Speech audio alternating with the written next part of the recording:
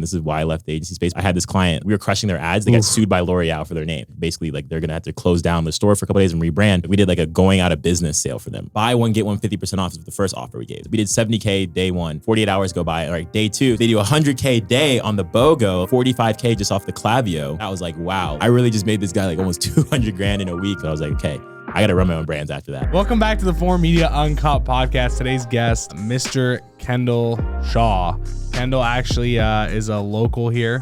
He actually was originally from Georgia. Now he lives in Miami. But it's pretty cool to hear a story of someone against all odds, kind of dropped out, tried to start something online, didn't work, found a way to make it work. I love these kind of stories and really excited to, show you guys what he's sharing from brands that he's built to now getting into a space where they're managing, almost 100 brands at this time that they actually own. His company, Automated Retail Commerce, it's actually crazy the approach that they're doing. He ditched the traditional agency model, and now instead of companies coming to them and them doing their marketing, people are just coming to them that are just like, hey, we want to get into Ecomm, and they just help them build their entire store from the ground up. It's really, really cool to see how he's just able to flip that model on its head and do something truly innovative in the space. So this episode was awesome. I'm sure you guys are going to enjoy it. So without any further ado, Mr. Kendall Shaw.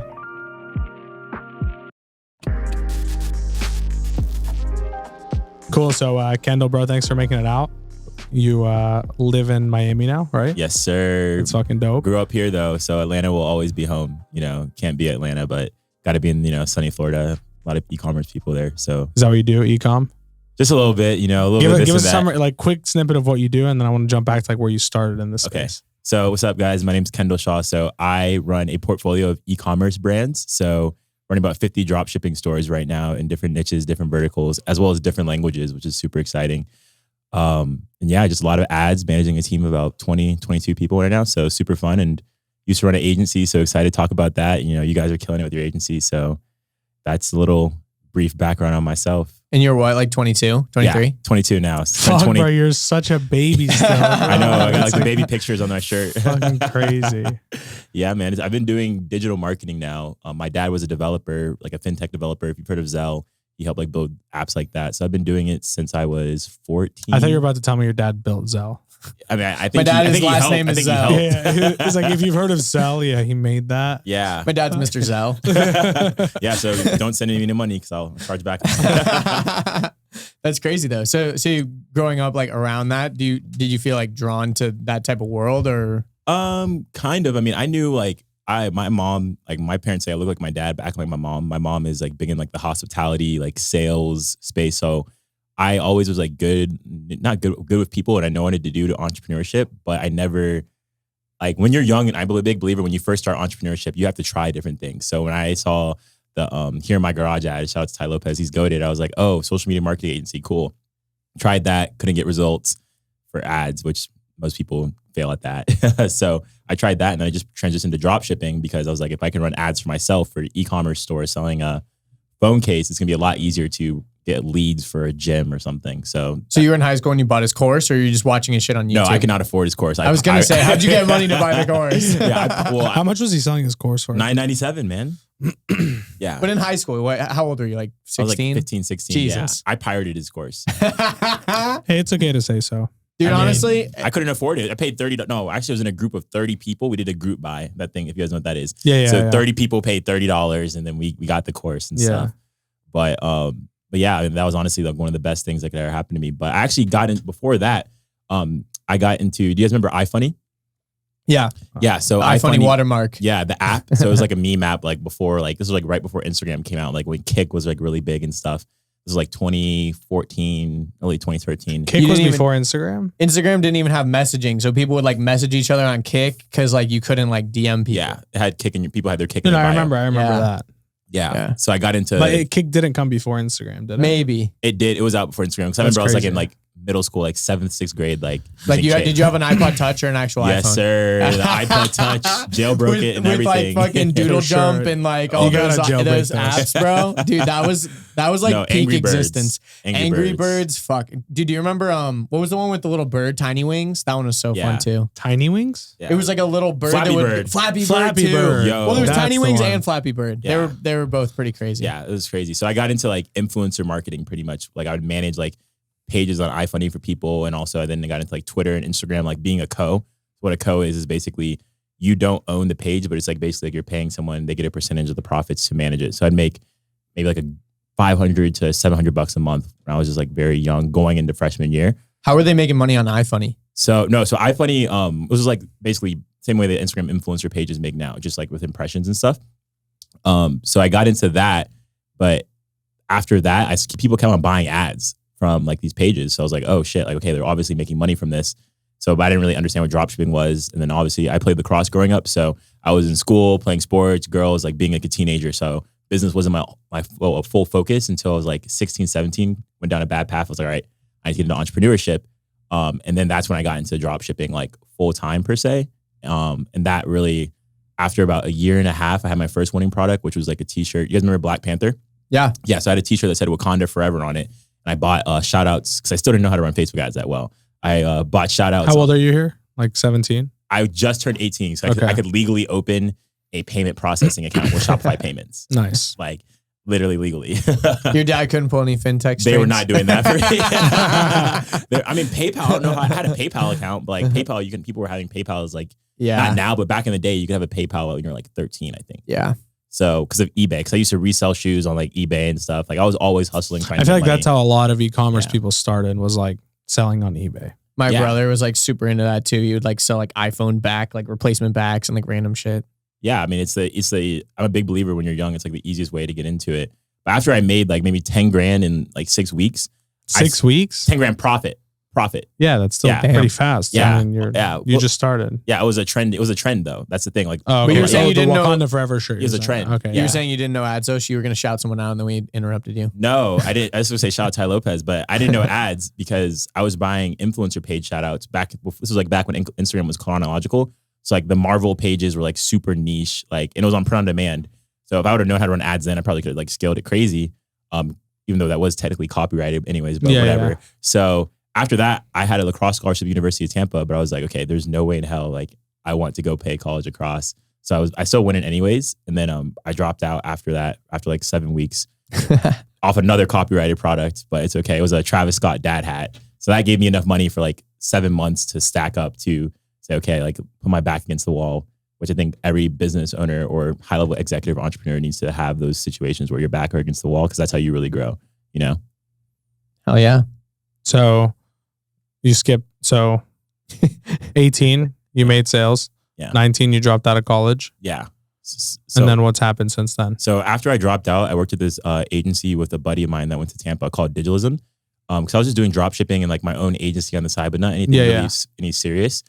And basically that allowed me to work with companies like Rolls-Royce, Coca-Cola, Patron, the Miami Marlins, more of like on corporate marketing. So like creating content and like plans, like, you know how corporates are, like it's not like direct consumer performance. How'd you marketing. like that? I hated it. Yeah. Not hate. I disliked it. I think if I could do corporate now, it'd be TikTok corporate. I think that'd be actually really fun. Like having like Porsche or something. I don't know. I saw Equinox. They're doing a really good job with their TikTok. But it's just not for me. I like working with brands. We just have the guys who do McDonald's as TikTok on here. Yeah. It's insane. Yeah. Nuts. Yeah. So it's a weird world. Because also it's like, some of it is not even driven by sales. It's literally like impressions, like you were saying. Well, I feel like once you get past, like for even in the e-commerce space, like once you get to 8 figures, like annually, like you have an 8-figure business, like that jump from like 10 to 100 million, right? Like you're not just looking for like direct like prospecting, direct performance, right? You know, you have to build a bigger brand, bigger company. Even if you look at, for example, I was reading, I forget who wrote breakthrough advertising. I forget who was the author of it, but he was talking about how Brian Kurtz or something. Yeah. Like that? So he's talking about, so I'm a BMW guy. I love BMWs. I know you have BMW as well. My dad had a BMW when I was like, before I was born.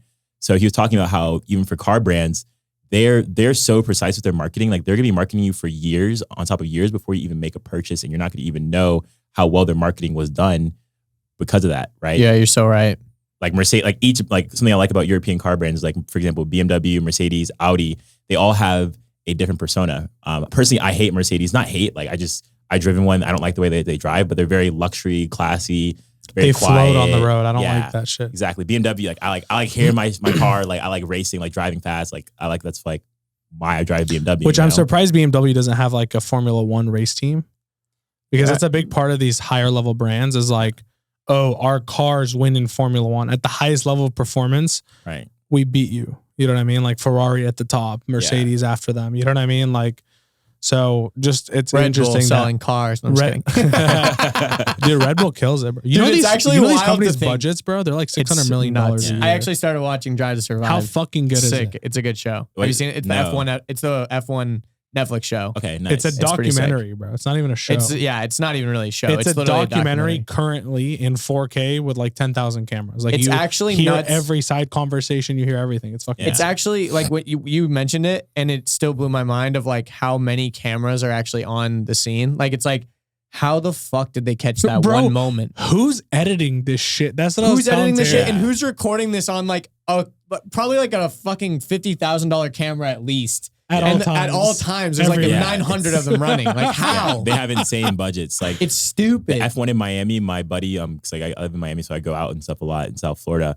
My buddy, who's like a big, like basically like a hospitality person in Miami, they had a beach club inside the arena at the F1. It was Oh like my God. Yeah, it was like 10, 15 grand. It was like 10 to 15 grand to like with to get in actual there. pool and sand. Yeah, and like bottle service in the middle of the arena. I'm like, bro, what? Like that's like the most Miami thing.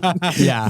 Oh my God. It's crazy. It's Nuts. So But anyways, BMW. yeah, so like that's what I respect about like car brands. So after I did that, after I dropped out, I worked with that company for about 15 months. And also I'm the firstborn in my family, and being a minority, like going to college is really important for like minority families. And I'm like the only person in my whole family that has like said, screw going to get a college degree. So I basically like my relationship with my family was like cut off. Like after that, I didn't see them for maybe 8 months, basically Christmas. Damn. So I basically, Which doesn't sound that long in the scope of life, but 8 months without a connection with your family is like really hard. yeah, and it's wild. But honestly, if like basically like my dad was like, you're going by yourself now. So I ended up moving in with all of my 4 of my business partners at that company in a house in like North Tampa. We scaled that to I think about $60K a month at like the peak with basically a Shopify offer, which is similar to what I do now. And I stopped that because I just wasn't. I was just like, it's like the same thing. Like Alex Ramosi says this: if you're an entrepreneur or even just a professional in general, and you're putting a lot of time into something, and you're like not satisfied with what you're getting paid, like you have to make those hard decisions to leave, right? I've done, and like when you do that, that's when you really see growth, because like whatever you do next or your next venture, you're gonna know how important your time is, which is like something I really need to learn, because I was making maybe a couple grand a month, like 3 to 4 grand a month, but I was working like from 5 a.m. to 9 a.m. like every single day, like on the weekends, like not sacrificing like my whole life for it. 5 a.m. to 9 a.m. No, 9 p.m. like 5 to 8. I was like, bro. And this is why you need to go back to college, Kendall. It's too funny. I'm So, like yeah. running the numbers here. I'm like, Yeah, so that was Kendall's dead. not going with it anyways. But after that, So you sold your share of the business to the other 3 guys, or what'd you do? it's Or you also kind of dipped? Yeah, I just kind of dipped, honestly, because like the contracts, like this is also like being young. Some things you have to learn, like the contracts I signed were just like completely like one-sided against me. Nothing wrong with it. It's just like I was being arrogant. Were you the youngest, or was it all a bunch of young guys? I was the youngest, Mm. but they're all older than me, but not like a couple years. Yeah. But being very young, it's very easy to get manipulated if you're young, because your ego is going to be at an all-time high. Like for example, as an entrepreneur, like my ego when I was there compared to now, where I am 100 times more wealthy than I was when I was 19, when I'm 22, my ego is way less, because also like less is more in like life. You have a big ego and you're an entrepreneur. What does that really say about you as an individual? But I made the mistake of not having someone else read an agreement for me that I was going to sign. I didn't even let my parents read it, which they offered to, but I was like, no, I'm fine. Like I trust them. Like I didn't read it, I just signed it. So after I left that, I kind of just basically like went through this. I was like pretty sad, honestly, because like I dropped out of college, left out of the city I lived in college, moved back in with my parents. They're like, okay, if you're moving back with us, you need to go back to school. So I like fake going to school, like signed up for Gwinnett Tech, like didn't go to any classes, didn't do anything online. I was like, all right, well, like I want to build an agency again, and I want to learn, because like Iman Ghazi, who's a buddy of mine, not a buddy of mine, but like, I've talked to him a couple of times. I bought his course, and like he's killed it with his agency. So I was like, okay, I can build this for myself now, because when I went to Digitalism, which is the company I worked with, I wanted to build an agency, like an actual agency. But it was more of me leveraging my personal brand to sell services, which is okay. It was okay in the moment, but like if I was bringing in 89% of revenue and only getting paid 20%, it doesn't really add it up. So that's when I started Maybach Media. This was actually, me and Eddie met maybe 6 months after this. So this was like 2019 going into COVID. And I was just being super low key on Instagram, getting like clients from like referrals, blah, blah. I was just being the media buyer myself. And then after that, I met Joel. I kept on getting hit with like, Joel was running the ad with him and Ty Lopez for like 6 months. And I kept on getting hit with this dude's ads. And I was like, okay, like, what is this about? I booked a call and I ended up investing in his program. Wow, it took you 6 months? Bro, it was like 4 months from like... Yeah. Even November, 3 months, it's a long ass fucking time. November. Watching the same ads. Yeah. No. And being like, fuck it, I'll do it. Well, I'd even go to the lander. I booked a call once he flexed his Stripe account on the VSL, and I was like, okay, like flex 200K deposit, and I was like, yo, like, okay, he's not BSing. You can't bullshit that. How many times do you watch the VSL? I watched it once, man. Like I watched it once. We're That's marketers. funny. So I was like, all right. I booked it. And then I ended up joining his program like in April 2020. So this is like right peak of COVID. And at this time, I had one big brand, which is the Skin Deep that I was working with. Like this is like the biggest client I was working with. I was running their ads myself. So I was like them, a couple other clients on the side, like local lead gen. And then I had my CMOS brand that was like starting at the same time. So I was like, all right, I need to build systems and processes. So I joined Joel's program. It was like 10 grand, biggest investment in my life. We went from like 20K to like 80K a month in like 4 months. Like really quick. From paid ads, sales team, like the whole shebang. And I was like, yo, this is awesome. And then Q4 came around and I was like balls deep in like ads, like during Q4. Like I had my CMOS brand, the clients, it was crazy, super fun, super learning experience because one of the biggest lessons I learned from that, looking back on it, we paid Grant Cardone and his team like maybe like 50 grand to like learn from him and his business partner, Brandon Dawson, on how they view scaling businesses. And a mistake I made at that time was your revenue per employee at your company is one of the most key growth KPIs of your I remember company. when you did this because we went to Geek Out after, and this was like one of the first points you brought up to me. So it was fresh. Yeah. And it's super important because like my revenue per employee, like at the time, this was before, I'll go into like what happened with Robert and how we met and stuff before I worked with Robert later, but I had like maybe 10 to 14 people at the time, but like my overhead was like super high. And that also like, since like my financials were not dialed in, a bunch of different things, like when it comes to like really running a company as an executive that weren't right, I ended up having to take a loan out, cash flow loan to support the business. Cause like, I was like, okay, I have all these employees, I have all these clients. Obviously with the agency, you have churn. Okay, do I want to shut the biggest thing I've ever built in my life for myself down? Or like, do I take a bet on myself? And for me, like, I'm very risk averse. Like I will risk everything I have to my name. Cause I always know, okay. I've done that a few times. And Guardian. No, I mean, that was one. the best investment maybe I made the last 24 months. That's awesome, man.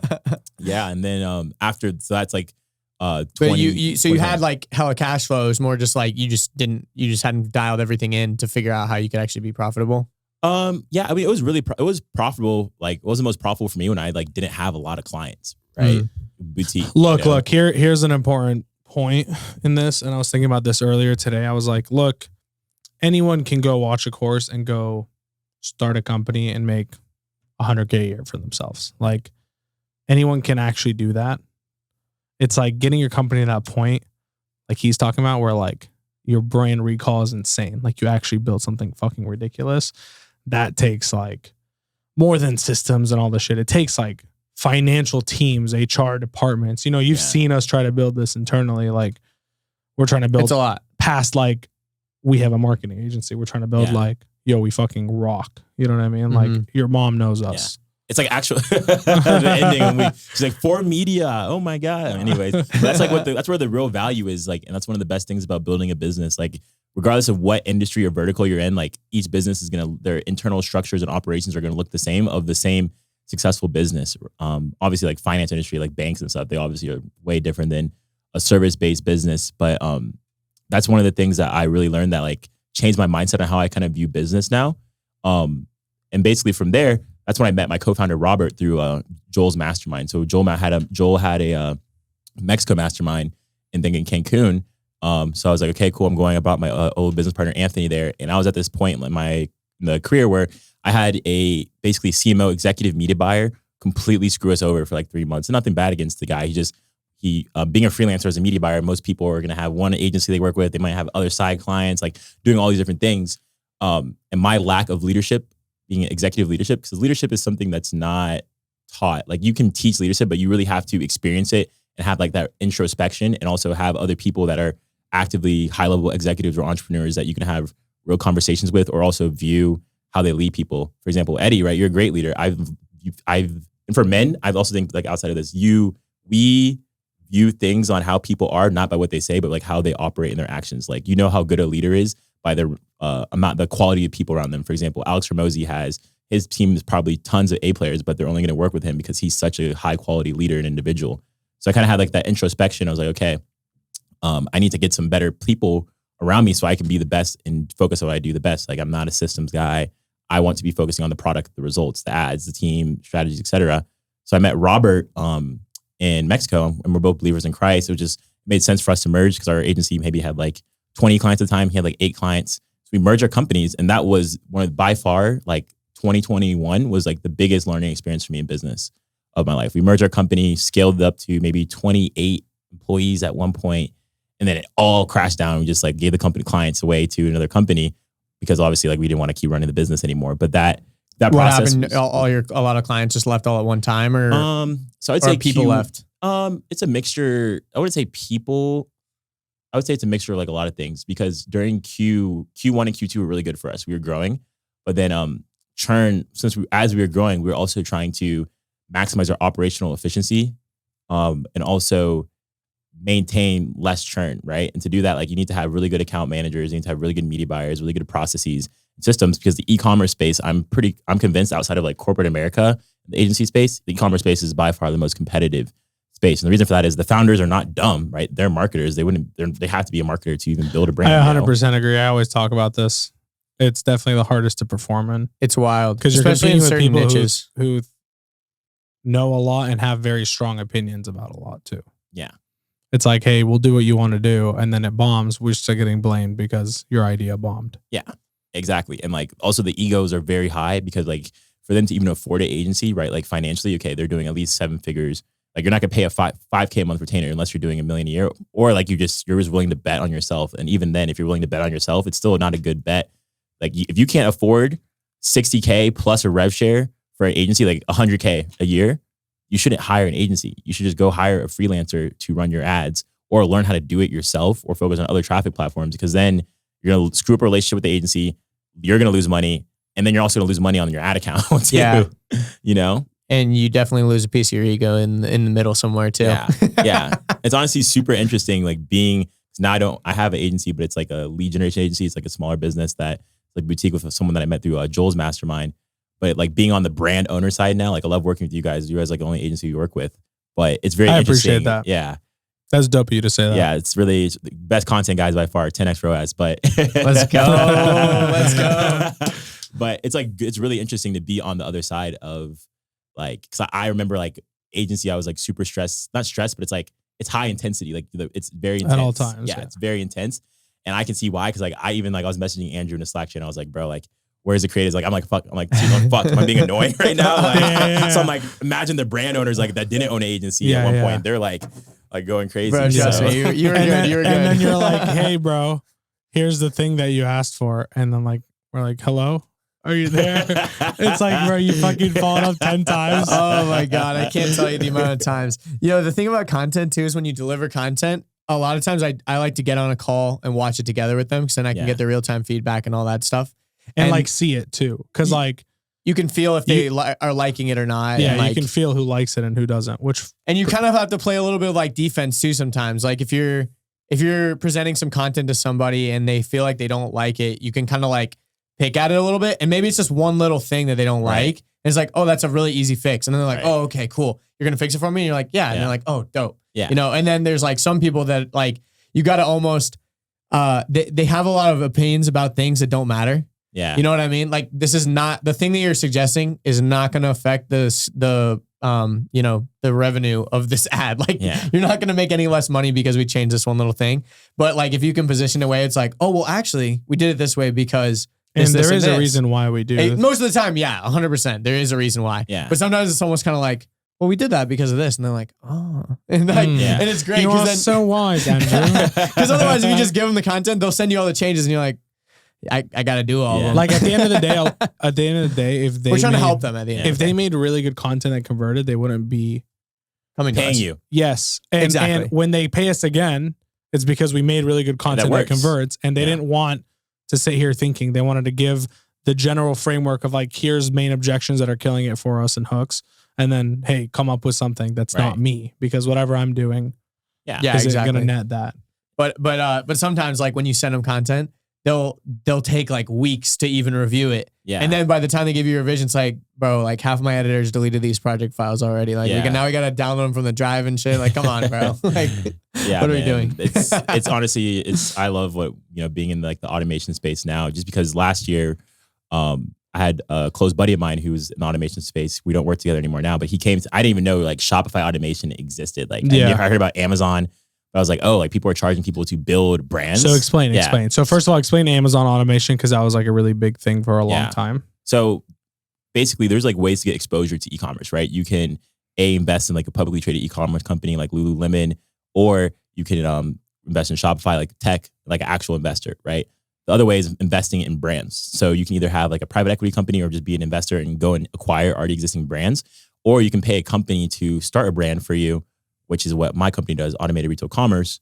And then there's investing in publicly traded markets, investing in existing established brands that are doing 250 to 10 million a year, and then in automation services. So in the automation marketplace, right? So I would say I'll put these two water bottles here for an explanation. So like these two water bottles are the graph. So we'll put right here, this is the amount of people doing Shopify automation. This is Walmart and Amazon and also Facebook Shops, which is like another automation platform. And basically what these platforms are doing is like arbitrage off of big companies. So for example, I find an iPhone on Walmart for $100. I can list it on Amazon for $130 and I drop ship it from there, right? So that's like the business model and it works. People make money from it. I have maybe one Amazon automation company that I can actually say is a good company. They have over like 2,000 clients because it's more scalable than when Shopify. You say automation too, like are people, I'm thinking some people are picturing like software, or is it like actual people like figuring this shit out? Yeah. So for us specifically, 2,000 clients. Yeah. Roman Cresto's company, they have 2,000. They have over 2,000 clients. 2,000, and they're VC backed too. I think that makes sense. I think they're the only automation company that's VC backed. VC backed makes sense. Yeah. Because 2,000's like, without being VC backed, is like a jump. Yeah. It's like over $25-30 million revenue. But okay. Not as much as I thought. Yeah. So 10K per. No, I don't know the logistics, but I know like he's done like around like 20 to 30 million. He's a good friend of mine. Let's call it 15K per. Not as much as I thought. No, they're selling theirs for 35, 40K now. Their stores, for their automation services, but maybe in the past. But he, with Amazon and Facebook Shops, I can't say too much on because it's a more new automation service. But I have friends. So explain what automation is for people, because some people don't know what that is. Yeah. So what automation is, you can automate. How's this deal work? Yeah. So automation is you can automate something through people and processes. There's like software to automate things in an e-commerce business, but that's not what this is. Basically, you're paying. So what am I doing? Let's say I want to work so you're basically paying my company. We'll build you a brand from scratch, completely from scratch. Choose with my product? No, not your product. We choose everything. We choose the product line. We manufacture the product. We source the product.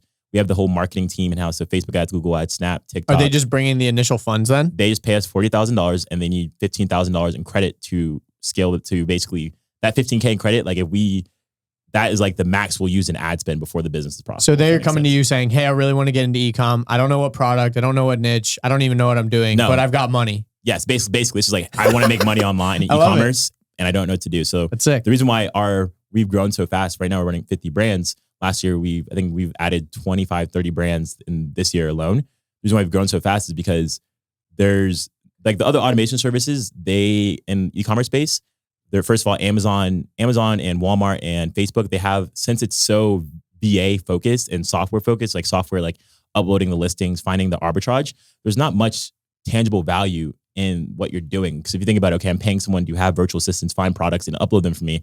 Okay. You could figure that out. No, you can't. I mean, you really couldn't, honestly, because it's like, it sounds cool. Oh yeah, I can figure it out. But like, you probably couldn't realistically to make money from it. But like, versus what we're doing, we're actually, when you build a direct to consumer brand, we build actual brand equity. And we also have brands on Amazon too. Like once the product is doing well, you put it on Amazon. It's just another selling channel. Yeah. Right? So 90% of the shit I'm buying online. So like Amazon. I paid you and then now all the money's mine. You work forever? No. So it's an 18-month agreement. So 18 months is like our timeline to like make your 40K back. Right. So in profit. Right. So if you do that, that means, because it's a 50-50 split on the business. So that means the business profited $80,000, which means you could at least sell it for $120, $160. You could at least exit the Ecomm brand for $120, $160. Okay, so I'll what? profit. So the first 40K back is mine? No. No. No. We're just 50-50? Yep. From On the profit. beginning. On profit though. On profit. Yeah, of course. Yeah. Like, what if the business takes a loss? Who takes a loss? Well, that's the risk of investing in the business, Yeah. you know, because that's why you need to have a credit line, because like if let's say, okay, the business goes $1.5 grand in a negative, our biggest brand, you guys know our biggest brand is, I'm not going to say our biggest brand, we had 2 months in the negative, and then that brand is doing 200K months now. So it's like, as a marketer, since that's what the value what we do, we are able to control the KPIs and also know what's a winning product versus what's not. And once you see, okay, for example, if the ads are doing well, like the front end conversions are doing well, good click-through rate, good add to carts, but it's not converting. Okay, that doesn't mean it's not a winning product. I'm not going to turn the ads off. It might be a couple dollars in negative. Let me go optimize the site, do things like that. So it's like we took the agency model and flipped it upside down in a way, because like agency model, you're working for other people versus we own our own brands. And honestly, that has been the biggest thing for my mental health. Like even my parents noticed it for me. They recently brought it up just because I love what I do, but also it's like, if things go well, you know, our goal is to have our portfolio doing $1 million a month going into Q3. So going into Q4, excuse me. So I would say we're doing about like 300, 400K a month right now between our brands. So just getting all the new brands up and running, getting them to 1K a day. So 1K a day, $250,000 a year on an ecom business, that's like 60 to 80K profit for a business owner, which is really good. You can't make that in the stock market if you're investing 40K because you're recouping your money. And then also having the equity you can pull a line of credits on, you can sell the brand.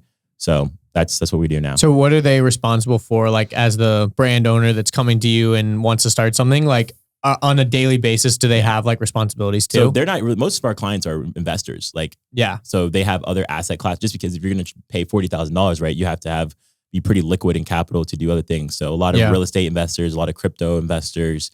Like you were saying, kind of like if you want exposure to the e-commerce market, there's like a few ways of doing it. This is just like a way. Yeah. I think it's the most complex way, just because there's only, I think, about 3 other Shopify automation companies. One of them I know has crashed. Like because it's very hard to fulfill. Which is where I was going to challenge you on here, right? So what happens?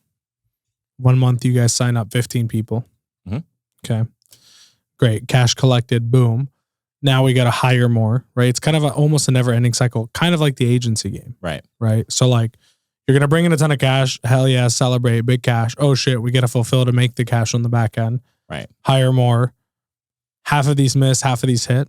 Like, I would say our hit rate's like almost 80% right now, honestly, just because. But what's a hit rate? Hit rate is in like 1K a day profitably.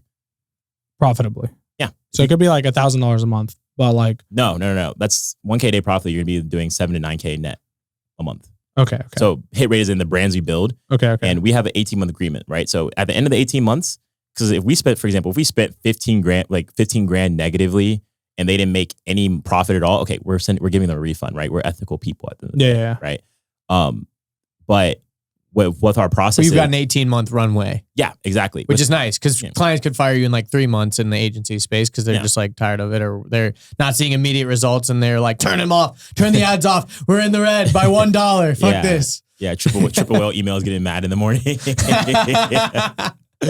Eddie looks like he has trauma from that. No, dude, it's dude. Sometimes we have people like, I wrote about this in our agency secret letters. Sometimes we have people we've scaled like 10x and they leave. Yeah.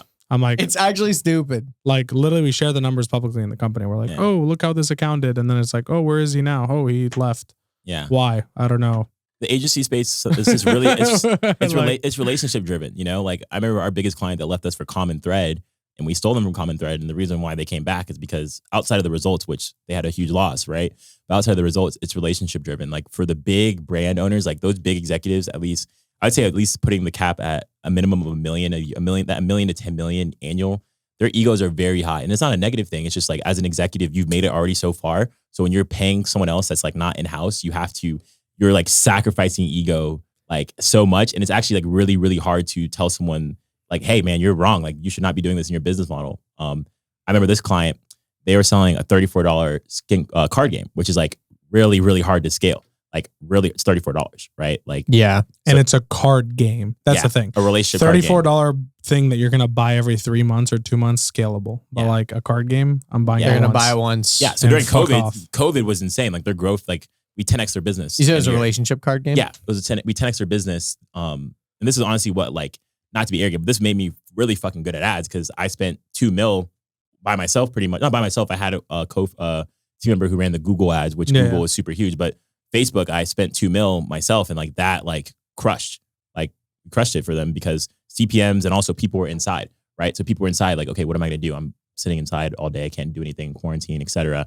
Right? So like that blew up for them. But like, okay, now you hit 5 million. And this goes back to what we were talking about earlier, where when you're trying to go from, mid 7 to 8 figures, even 9 figures, it's not all, at least in the e-commerce space, it's not all going to be just like performance-based driven like ads, Like, and that's like where like they struggled because like they were. What you did to go from like 1 to 5 is not going to be the same from 5 to 10. Yeah. Because like they didn't like, if I was going from like no, 5 from 10 to 100, he's saying. Yeah. Even from 5 to 10, really. Yeah. Because like looking back on it, they had like big influencers like B. Simone and like some other big influencers post them. But like if I had a $5 million annual business, like I want to go 10 million, you already know performance on Facebook is going to be wonky up and down. You're going to need creatives. But I would have such a bigger budget into influencer marketing. I feel like a lot of brands, like there's so much power into the influencer marketing outside of like just direct traffic. Like if I have Kendall Jenner wearing my freaking hat, man, that ad will crush forever. Like it's always going to, it's not like 90% of the time it's going to work. I remember Ben Kicks, I posted on my close friends. It's like one of my earliest clients. I blew up his brand, never believed in me. It was like NBA YoungBoy, like Roddy Ricch, like Drake, not Drake, I forget, like Drake, like wearing his like hoodie. I said, never believed in me. Those are his buddies. And those ads were getting like 8x ROAS because it's like, you see your picture of a famous rapper. I target NBA YoungBoy on Facebook. Like easy. Yeah. Especially back in the day. Yeah. You target NBA YoungBoy, you're getting NBA YoungBoy. That's sick. Yeah. So that was a huge, huge learning lesson. So now with ARC, it's really just, we're focusing on systems and processes just because we have everything dialed in. And that's why I think the partnership with Robert and I work really well because I'm more of like, I'm deep in the dropshipping game. Like I've been doing it for so long. I have a lot of relationships, like sourcing, manufacturing, ads. Like that's more of my role, but really building systems and processes where it's not people dependent, but it's process dependent to do an actual automation. Just because we have a like end to end from a high level, like we have a research team, right? Once we find a product, we also know like the verticals, like we have verticals that we're already in. We also have data. Like we have all of our sites, we have a pixel. Like for example, I have a home decor site. I have a pixel that's on all my home decor sites that is getting that data that we can then use because we like own all of that data, So a home decor like blog type site where people are going like reading stuff, or a home No. decor ecom store. Yeah, so like all of our stores in the same vertical. Each store, like we use this app called Trackify, where you can put like multiple pixels on the site. So for example, we have like a lot of beauty products. So I'm gonna have a beauty pixel on all our beauty sites to own that data outside of just owning the actual like pixel on like the site as well. That's sick. Yeah.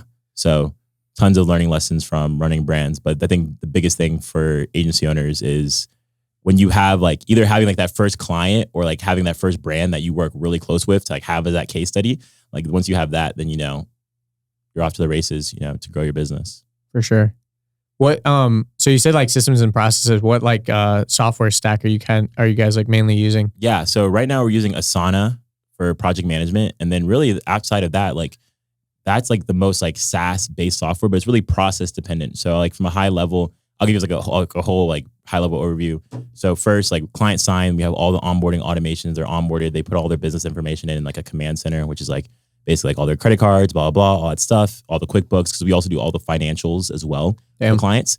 So after that, basically on our end, we begin the product research. So we have a whole research team basically going through the process of doing research. And then we have KPIs, like 10 KPIs that gives each product a score based on what we think on like the likelihood of us to test it. So from there, okay, we identify the product, then we go get it sourced. Does the main investor get a choice of like what they are doing? No, not at all. And that's the whole point. Because like, why would you get a choice? You can go pay an agency to do that. Yeah, you're right. And there's not nothing wrong with it. Like we've had one investor like who like really like they really wanted to change the name of the store like really badly. And I was like, oh my gosh, like they're like it was like such a hassle for me to like go change the domain, get it rebranded. Yeah. But it's like it's whatever. It's like if you want that because the relationship's a little bit different. It's like there's mutual beneficial interest. And that's the thing this is honestly, this moment I'm going to explain, this is why I left the agency space. But I love e-commerce agencies. I'm not hating on it. I'm just saying my perspective. I had this client, this brand called Ava Estelle. So they were like a skincare brand, a black skincare brand. And they were crushing on IG organic with like influencers. They're doing maybe, I think they're doing like 6-figure months when they came to us. Like, but their Facebook guys, like they were spending only like $13K a month on Facebook. So like they weren't spending that much. This is back in the day too, right? Like no, this is 2020. This is 2021. Last year. Yeah, this is last year. Nice. So post iOS, pre iOS. This is right in the summer. So like, I think like right when iOS 14 was happening. Yeah. So we were doing Facebook and email for them. And they basically got sued by L'Oreal. Like they're growing. So like we were crushing their ads. They got sued by L'Oreal for their name. So they had to, because L'Oreal owns the name Essie. Essie's like, I think like a nail line by L'Oreal. So they had to go from Essie Care to Ava Estelle. And this goes to show like the power of offers, right? I know Ashton Shanks talks about this a lot too, like the powers of offers. I was like, okay, what offer, the team and I came up with this, what offer can we present? Because like basically like they're going to have to close down the store for a couple of days and rebrand. So we did a going out of business sale for them, right? So this is like the most ever made from an agency client in a month. The going out of business sale. So we basically run traffic to... Because you got to get rid of all the packaging and shit. Like everything's already in bottles. Like you got to move it. It's now like, you it's can't like use lotion the name and stuff. It's like lotion and stuff. So you can't like squirt it out into another bottle. Yeah. So You like... can, but it's It's going gonna to take a minute. Like imagine having 1,000 units. You're like, yeah, man. 10,000 units. Yeah. I know. Terrible. Shoot. So we did this was, I was doing UGC a lot last year as well. So we were getting UGC for them. So they basically made like a pre-sale landing page just saying, hey, we're going on a sale, blah, blah, blah. And then started driving traffic to it. The sale drops, right? Because the client didn't have this idea to do this beforehand. He just said, he was like, oh, I'm going to go out of sale and rebrand. So the sale drops, they do 40K off of their IG organic post, 40K off the organic, Jeez. right? That's how strong the power of like brand building and community is. When you have a good product, right? If you don't have a good product, you can't get that. For reference though, for people though, that 40K was on a pretty thin margin probably, right? No, that was all profit. Well, not all profit per se, but they didn't spend any money. I know, but they're selling They didn't spend inventory. any ads. Yeah, they didn't. But there's a cost of goods on that. Yeah, they probably, I think. And they're discounting the product as is. So like example, if margin's 70% here and then you're discounting the product, like 50%, then you're looking at like probably like actually like 20%. a 20, 30%. The rule of thumb is like 10 to 25% for e-commerce. Like 25%, you're like either crushing it, like, or you're like doing really well. But they took a shitty situation and made it better. Oh no, let's get it make better. So the offer was, okay, we're going on a sale, buy one, get one 50% off is the first offer we gave, right? So that we did 70K day one. So then like, okay, cool. We turned off ads.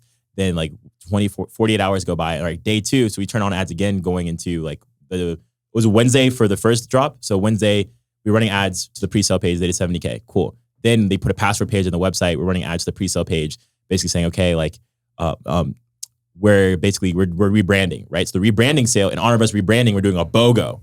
So the BOGO, they do 100K day on the BOGO, 45K just off the Klaviyo.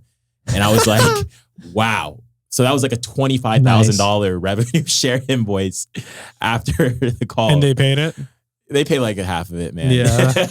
But it's okay. Like, it's okay. Like they're doing like $1 million months now. Like I'm cool with the founder. But I was like, after that, I was like, wow, like I really just made this guy like almost 200 grand in a week. Like it wasn't all just me, right? But a lot like strategy wise, I think that's the power of you have good people that you work with in your team, obviously you can do crazy things. But I was like, okay, I got to run my own brands after that. Like that was like, it was so much fun, but it's almost more fun when you're on the other side. But like people don't see the downside of running your own brands outside of automation, right? Like you're dropshipping stuff, but like people who take the risk of like actually buying inventory, bleeding on their own ads, hiring an agency, losing money with the agency and losing money in the ad account and on the cost of goods and like losing, like that happens a lot. I see a lot of people losing. Yeah, no, for sure. We buy inventory for our brands once they're past 30K a month, but I agree. I think brands like staying in, that's why our model makes sense it makes sense for us because we don't want, like we want to exit our brands. Like if we do 250K, like I know Tommy Patterson and Weekend Digital at the West Palm event that we were all at for Josh and Lose's Mastermind Powerhouse, they were talking about how they look to buy like 250 to like 750 is that range of like really like a good deal to buy a brand because it's not like, okay, it's already done 5 mil annually. It's like that good jump in terms of like net profit.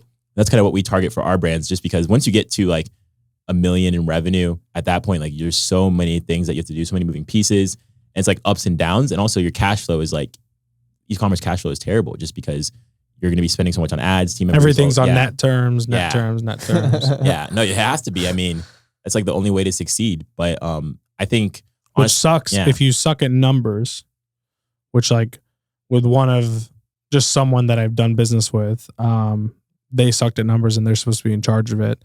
And because your net terms are out, cash flow looks better on paper, but it's not. And then you look and you're like, oh, we are due on an invoice for 120K next month. But, we look like we profited 100K this month. We're killing it, but it's because that invoice was netted out. We actually lost 20K.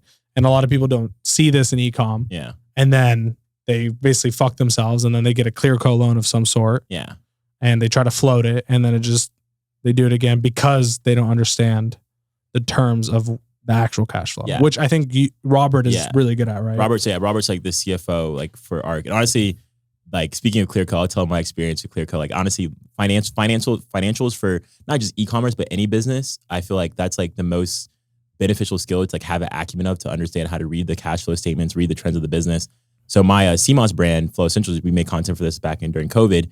This was my first 7-figure brand that like I actually owned. Took it from 0 to 100K in 45 days. But the biggest mistake that I made was the financials, because I had a client who ended up becoming my business partner. They came to me like, hey, we have the idea, blah, blah, blah, but we're not trying to pay you $5,000, $2,000 a month to run it with us. Like, I'm like, okay, cool, give me 40%. Cool. They gave it to me, but when we launched the brand, all the cash flow was running, and they were running an Airbnb business. So all the cash flow was running through their Airbnb business's big bank accounts at the time, before we had like our own LLC and stuff. So the first 100K, which was like the most profit we made ever at that time, because it was COVID CPM, super cheap, we lost the first 100K in profit because their business was going out of business. No way. Yeah, their business was going out of business because Airbnb during COVID was like, if you owned a bunch of units, you still have to pay rent. Yeah. So like, not only that, but then when we were trying to scale past 100K months, we took a Clearco. Which, by the way, I gotta aim on this before you go. Dude, I had a fucking bet, and I fucking lost so bad. But like when COVID hit, I ran the math on like how many Airbnbs there are, how many an average person who has a fucking Airbnb has. And I started running average numbers of like mortgages that were due monthly. And I was like, dude, if we're on lockdown for 9 months, all these guys, 80% of them get wiped, and they have to foreclose their house or sell their house or something to get out of paying 30, 40, 50K a month in fucking mortgages. A lot of people pay way more for their Airbnbs. Yeah. And I was like, real estate's about to be so fucking cheap. And they did the exact opposite. Doubled since that day. Bro. Freaking inflation, man. Dude, I bought my house for twice the price I would have bought it at if I bought it that day. Yeah. You guys want to hear something crazy too? Like, to be in the top 1% in America in 2020 was like, I think this was before like they did the actual inflation numbers, because they were printing during 2020. It's like 400K. It's 800K now. No way. If you make 800K annually personal income. No way, bro. You're top 1%. No, that's impossible. That's impossible. There's no way. That's insane. There's no way. Bro, I'm gonna show you it after this. I'm gonna show you the article I read about it. It was in CNBC. I don't know. Dude, I think I saw something like that. Yeah. It's wild. Yeah. Regardless of what the exact numbers are, it's wild. Yeah. That's 70K a month net. Yeah. I mean, you're doing pretty well, I guess. You know? 1%. I don't know. I feel like that's like 0.3%. We'll see. I mean, I might be wrong, but no. It's not you that would be Either wrong. way. I'm challenging the statistic, not you. That's a lot of money, but That's a lot of fucking money, bro. Yeah. That's 1 out of 100 people. Yeah. You're in some very high level circles, but like, take your average guys at the gym. Like, I guess that makes sense. 1 out of every 100 might be making 800K. The more I say it, the more it becomes. It's like realistic. 1 out of 100 people is a millionaire, pretty much. It's like you're at Lifetime, and That's there's like pretty one reasonable. Rolls Royce, and everyone else has Camrys. Which is like Unless in Miami, you go to a gym in super Miami. It's reasonable. like, It's reasonable. It's reasonable. Yeah. It's reasonable. but My brother went to Miami a couple weeks ago for the Geek Out event. He was like, bro, he's like, the cars there, like we've been to Dubai, and he was like, honestly, I feel like in Dubai was more relaxed than in Miami. Like in Miami, like every other car is a Lambo truck. Yeah, no, the Urus Like, what the fuck? That's literally like my phone background. But anyways, yeah, Clearco, man, like e-commerce, like that's honestly, if I could go back in time, and if you guys are watching this, whoever's watching this, and you operate an e-commerce business, I think Greg Mead said this, 'cause I'm really good friends with Oliver, who runs Tabs Chocolate. It's like a pretty big like organic sex chocolate brand. And he said his first hire was a CFO. Greg Mead did, who runs CrossNet. He said his first hire was a CFO in his company, for his e-commerce company. And they're doing like wholesale, like actual brand building and stuff. And looking back on it, I think that's like one of my, not regrets, because like I would have learned so much from scaling my own brand to 7 figures. But if I would have known really know my numbers, like we took a loan on Clearco, which we thought was a good idea because we're going to scale. Everyone does. But like, oh yeah, it's a good idea. But then they're taking like 17% of your revenue every day. Yeah. So it's like, that actually is what killed our business. And they plug into your like thing, right? So like it's not like you're like reporting to them, like they're plugged into your processor. To your they're plugged in. That actually like kills a lot of businesses too, because you don't know your numbers. Do you feel like that's like predatory, or that's just like the cost of doing business, and they're just in it for the No, it was a good idea, but I mean, I just feel like I don't think the Clearco model is the best model. I think if you're gonna give like there's Clearco and then Wayflyer and then there's like private equity companies, right? I think there needs to be a happy medium where look, if you're gonna give a 20-year-old kid $200,000, right? Like not that I didn't know what to do with that money, but like now that I'm more mature, like okay, like we definitely could have operated and made different moves. Still though, 17% remittance daily is really rough, dude. Yeah. I had business partners in an ecom brand. Long story short, they basically took a Clearco loan, didn't ask me about it, didn't tell me about it, just took the loan because they thought it was the best. They thought they knew the numbers. They didn't know jack shit. It cost us $330K in the hole because of the remittance and because we couldn't float payments. So we had to take another loan to float the Clearco remittance and then negotiate the remittance down to 10. Yeah. It's a fucking mess. Yeah. But Clearco chokes it out because they need it. Their model is actually a 6-month payback period. So they run your sales and they assume with interest that you pay back the loan in 6 months. What is that remittance daily going to be for 6 months? Yeah. And that's what they give you. Yeah. So like 17%, like you said, a good e-com store operates at what margin? Like 15 to 20%. Okay. Yeah. 17%. It's like all your profit. It's all your profit. So Yeah. you get choked out. Imagine that for 6 months, you have to pay that every day. Fuck. Yeah. That's fucking, you're done. Yeah. You're Not only now you that, have to take another loan to actually It's pay a the bill. double-edged sword because on one hand it's like they're giving you money, but on the other side it's like damn, No, it's going to for be really sure. hard to For squeeze sure, out. but although more difficult as a business owner, it's a much smarter move to go to the bank, get a loan from a bank for 7%, paid over 5 years. Yes. And then you pay basically what is equivalent to like expensive rent monthly. Yeah. Instead of being choked out daily. Yeah. So like if I scale, I'm not being choked out as I scale. Because as you scale, that number goes from 20 to 15. Yeah. Giving away 17 every day and netting 15. Now you're negative 2%. Exactly. Yeah. Now I'm fucked every day, even though I look like I'm positive. Yeah. And honestly, like the model that honestly, this is what my goal is. Like my short-term goal between now, it's 2022. So now in 2025, I want to have like my portfolio between 500 to 100 million. It's like value add. That means if we have 100 brands that are worth $1 million, right? There's a $100 million portfolio, exit them in tranches, etc. But outside of that, once we go through that phase, and because we're not gonna take on thousands of automation clients. Who would you exit to? Aggregators. Also, like each brand can a lot of aggregators right now are struggling. Yeah, each brand can exit itself though. That's the thing. Exactly. So, you don't need to sell the portfolio. Yeah. You could sell each one. Yeah. So you know what an aggregator is?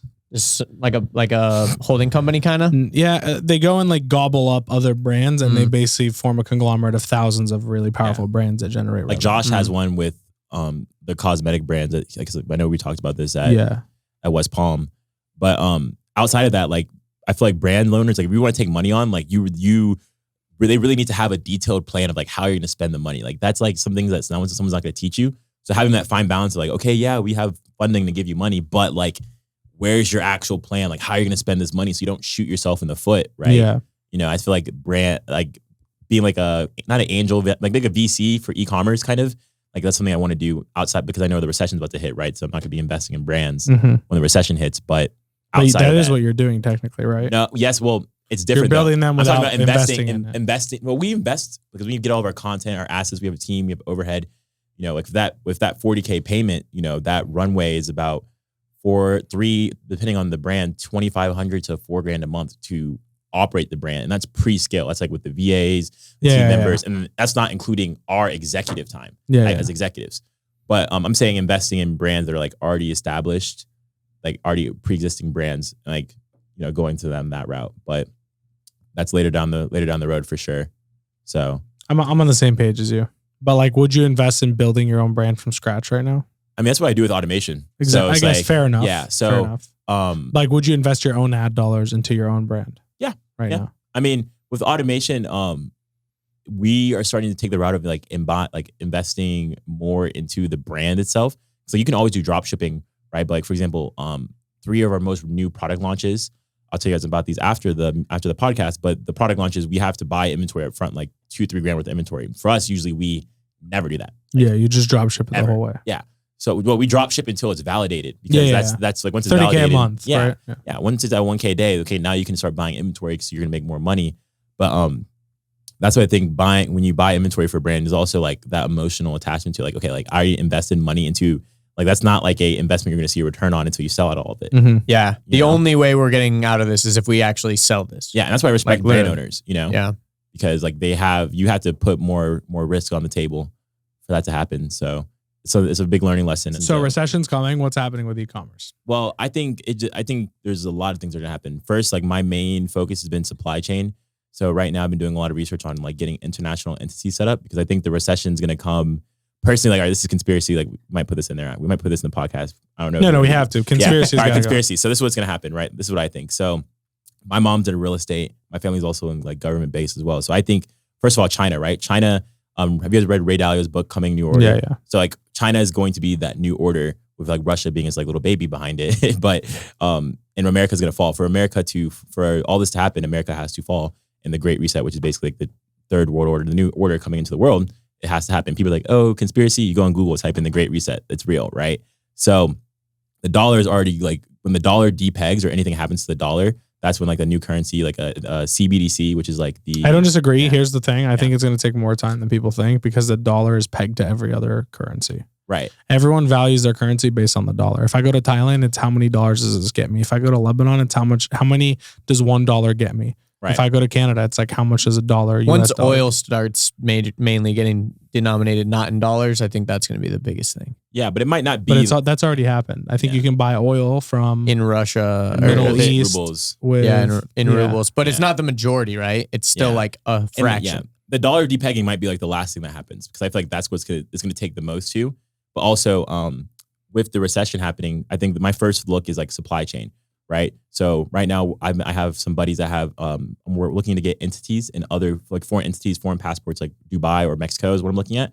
Because, okay, like if we have something happens with America and China, right, everyone who does drop shipping will be fucked because, okay, well, the Chinese government, which is communist, they're not going to want to take money from America because I was reading an article the other day.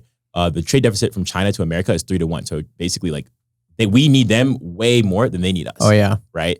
So if you have an international entity, you probably can still get away with buying goods from China and shipping them to other countries because you're paying them. Not from the US. Exactly. So like that's the first thing. I think supply chain will be similar to COVID, if not worse, which is how things are going. I also think and this is not nice. It sucks, but we're definitely gonna have a civil war. With the George U podcast. Yeah, we're gonna have a civil war at some point, and not in the near future, just like what kind of a physical war? Civil war. Yeah, like physically, citizens will be fighting each other. It's gonna be like am I going outside and shooting other people? It's like nah, Antifa. bro, you're going to Lebanon, bro. You got a newborn. You're not doing that. You think it's like Antifa versus like the Proud Boys type shit? Or I think that's what like the media, because like I don't think we're sheep, but the media is all controlled by the same companies. So like the left versus the right, like that's like the agenda that they want to push. And I think it's very sad, but like all of these shootings and like all these things are going on, especially we just had one like yesterday, right? Like people are not like, this has been happening. Like Sandy Hook happened when I was in like 2012, right? And like this is not going to keep going on. Like people are going to like start getting like agitated. And then also like the gun, right? Like there's so many America is the most divided it's ever been, right?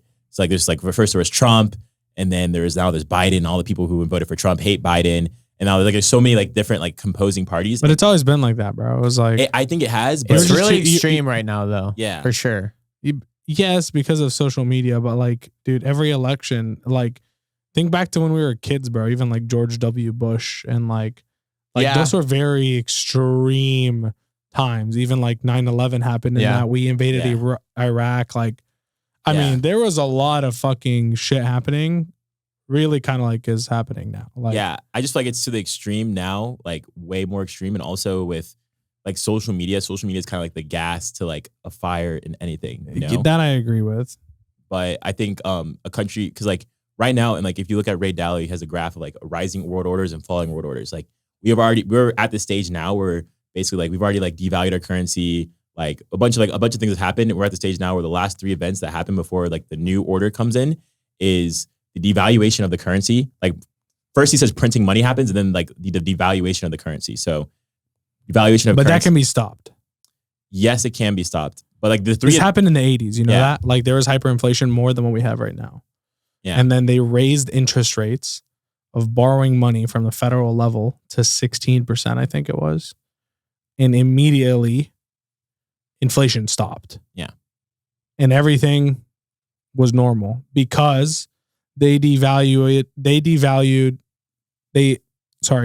the value of having to be able to borrow money. Right now, it's so easy. Everyone can just get $500K, $1 million, $500K, $50K, $200K, whatever you want. You just get it from, You go and ask your bank, they're like, sure, we'll give it to you at 4%. Like not now, but like a month ago it was at 4%. Yeah. And so eventually it's going to be so hard for anyone to borrow money because in order to borrow at 16%, you have to beat 16%. Even to borrow at 9%. Everyone right now is like so brainwashed by crypto gains and all these other things that they're like not amused by 9%. Borrow money at 9% and pay interest up front. And you're gonna really like, I'm fucking profiting hate with yourself. simply inflation. Like, Yes, Yeah. exactly. So their rate has to Has beat to what raise. you Yeah. believe is inflation. You get what I'm saying? So basically, like you're getting a deal, pretty much. Yes. And right now, even with rates double what they were 60 days ago, I'm still getting a fucking deal on cash.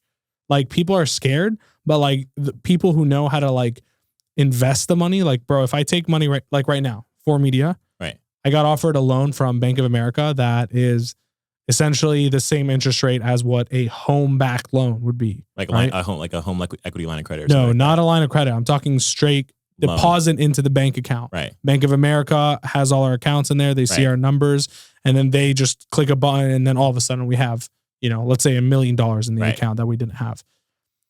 You can get that right now from your bank at like 6%. So like me as a business owner, it still makes sense for me to go get that and invest in better operations, better systems, better people, Right. better clients, better acquisition systems, whatever it is to grow the business. I will beat that 6% still so quickly. Yeah. But when it's at 15, it seems like an easy feat, but like you're telling me like if I give you $1 million every year, you have to give me $200K back. Yeah. It's like, It's not that simple. yeah. yeah. It You get what I'm sounds saying? like it's like starting your own Amazon automation business. It sounds Yeah. simple. Exactly. And It's it's- not that simple. yeah. And so when they cross that threshold of the interest rate, everything levels out because now people are scared to borrow money. And so the money they're holding on to becomes way more valuable. Right. Do you get what I'm saying? Right yeah. now it's not because it's like, fuck it, I lost this. Clearco will give me a loan. And then this other app also gives Yeah. me a loan. And then I'll go get another 50K from my bank and blah, blah, blah. And when that And doesn't crypto's become up, so I'm killing it. exactly, Yeah. when all that is not there and all of Yeah. a sudden to pay back, you need 12, 15%. Hands get shaky and those Yeah. signatures don't happen. And when money The doesn't FUD move, sets in. the money I'm holding now becomes so valuable Yeah. and I've deflated the dollar again Yeah. because do you understand my point? That's Yeah. how it's going to happen. That's how they're going to stop Yeah. it. It's only I way. think that I hope that happens, honestly. Personally, for me, I don't think that will happen. I think the reason it will be different this time is because of like how America is in like geopolitically like in the world. I like studying like in high school. My only class I was good at was history because I just enjoy it. Like I enjoy that shit. It's very interesting to me. I feel like America, how fucking hate history. I got like I learned about fucking growing corn 12 years straight, bro. I got like when fives on like the AP exams for like all like 2 years. Like I failed everything. Nah, bro, you wanted marketing. That's all that matters. But I feel like America, this is so off topic, but geopolitically, like we like the country, people like we need other countries more than we need us, right? So like when a country is divided, it cannot stand. So with all the stuff going on in Russia, Ukraine, I think that was like people were like sleeping on how big of a deal that is. Like in like the 21st century, like a country can just invade another country. No one says shit. I mean, And it's no happening one in shit. Israel with Palestine. Yeah.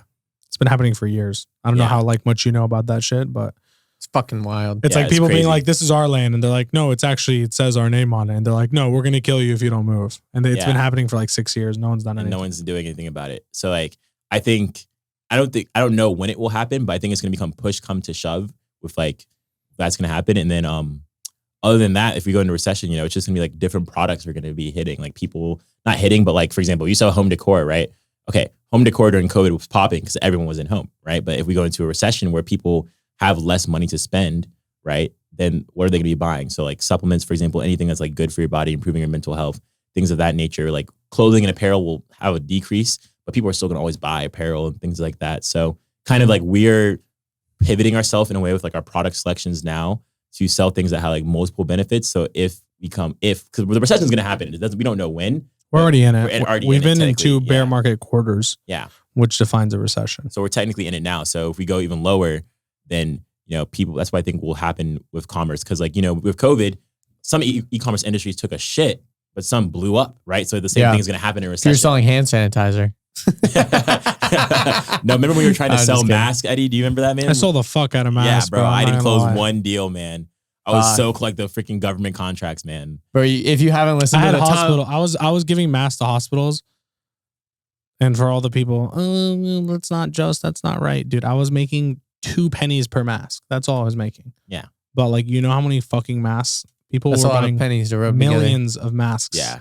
You know what I mean? I was doing them a favor. Like they couldn't get masks anywhere. I'm making 2 pennies a margin on your mask. Like there's no room to complain here. Come Yeah. on. If anyone wants to hear a mask story, go listen to the Tommy Patterson. Yes, I was just about to bring that one. crazy. That was crazy. That was a great episode. Bro. That was a great episode. My buddy was selling hazmat suits on Amazon. Hazmat suits? Don't tell me he actually made money, bro.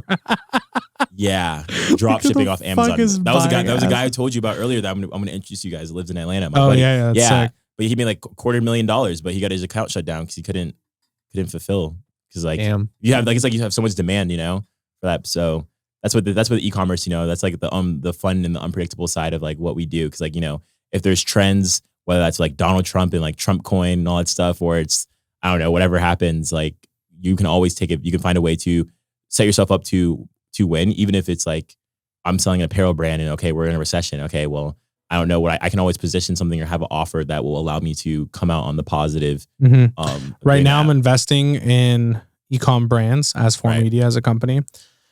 And what I'm looking for is products that need to be replenished. So like you need to buy more of them every 30 to 90 days, let's say.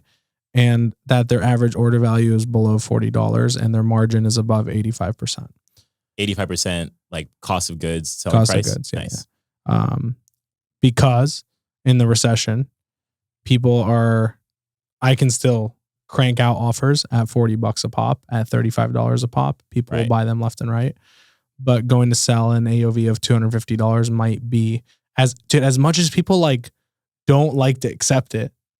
The market beats the marketer. It's like the desires of the market is already there. It's already I don't care what anyone says. The market is more powerful than the marketer. Like you could be the best guy ever. If your timing is not right on things, you will lose. Like it's just plain period, point blank. And so I believe in this time, those are the things that are going to win.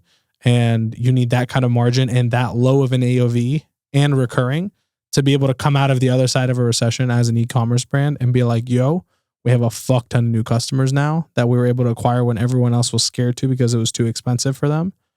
And now we have them on repeat purchases. And then now you have a serious fucking business in the recession. I'm saying. Yeah. That's my bet. Yeah. Skincare, supplements. I think that will crush too. And there's like, I think the higher AOV, like for example, I have a product, I'm not gonna say what it is, but it's a product that like, you guys know the brand Blissy. Mm-hmm. Blissy. It's like it's the home decor brand that like, their angle is like it's an aesthetic home decor, but it's mainly targeting women like with your blankets and your fucking pillowcases and shit, where you, like it makes your skin look better. Right? Yeah. So it's like in that vertical where wait, what? So you have a pillowcase on a pillowcase, right? Yeah, and it makes you look better. Well, your skin, your acne. That's what they claim. No, you have a lot of acne and like a lot of oil and stuff on your pillowcase. So it's a pillowcase. It's like a silk pillowcase. So you don't like basically like you supposed break to help out less. prevent breakouts. That's their shit. angle. Is like we So help your skin. That's what we're focusing on finding, because like those verticals, they're not going to go away, right? Will they massively decrease? Yes, but finding products, and this is the biggest gem. Finding product lines that have multiple verticals in one. That's like, for example, CMOS. Like I have 50 angles. I can say men's libido, like makes your immune system better, like all those different things for one product line. And that's where I think that those are the products that will beat a recession. Like will not go through it. Like people will still buy during a downturn. It's like, oh, I'm buying because of this, but not just because of this. It's not like a LED lamp, but it's an LED lamp that charges your phone too, and it's a Bluetooth speaker and an alarm in it. Okay, like then you might pay $150 for that, right? That's just an example. So, and that's what all the products that you try to find are. Yeah, you had 10 KPIs that you look at. I can't say them on here because that's IP. You pay $40,000 for that. Come on, you got to give us one of those. Okay, one of those is the number of ads running in the ad library on Facebook. So that kind of product for like brands. It's got to be above a certain threshold. No, it's so we're still building this out right now. Because right now, like how it kind of works is John, my co-founder, and I've been working with John for over 3 years. So who has equity? You, John, and it's Robert? John, Robert, and I. That's it. It's just three of us. Who's John? I met John in Austin. I don't know. What was his name? Little guy. Sorry. I mean, if he's offended. Tyler. Yeah, so we don't work with Tyler anymore. Tyler was at the agency. Oh yeah. So John lives with me in Miami. Mm. We worked at Digitalism. We met at Digitalism. So that first agency I was at, I dropped out, and then he was doing high ticket sales. But we used to be roommates, so he learned a lot of Ecomm. He's a beast. But John and I, when we find the product, we have our research team, when they give us the products, we've trained them to have an eye as well. So they send us something and then we sign off on it. But one of the KPIs, there's out of the 10 KPIs you're looking for, we're building like a calculator basically. So our VAs can go in and like choose like, okay, here's what it has. The number of ads that they're running, like as we all know, marketers, if they have 140 different ads in it, okay, cool. If they have an ad with UGC in it, okay, they're obviously smart. They know what they're doing. If it's like custom creative, etc. So using that to gauge how good of a product is. Because like some products, they've already been, for example, like the sunset lamp. I'm not going to test that. Everyone's going to buy that, but I'm not going to test the sunset lamp, right? I'm not going to make 40 grand profit on that because that product's been ran up already. Yeah, it's been hoard out. Yeah, exactly.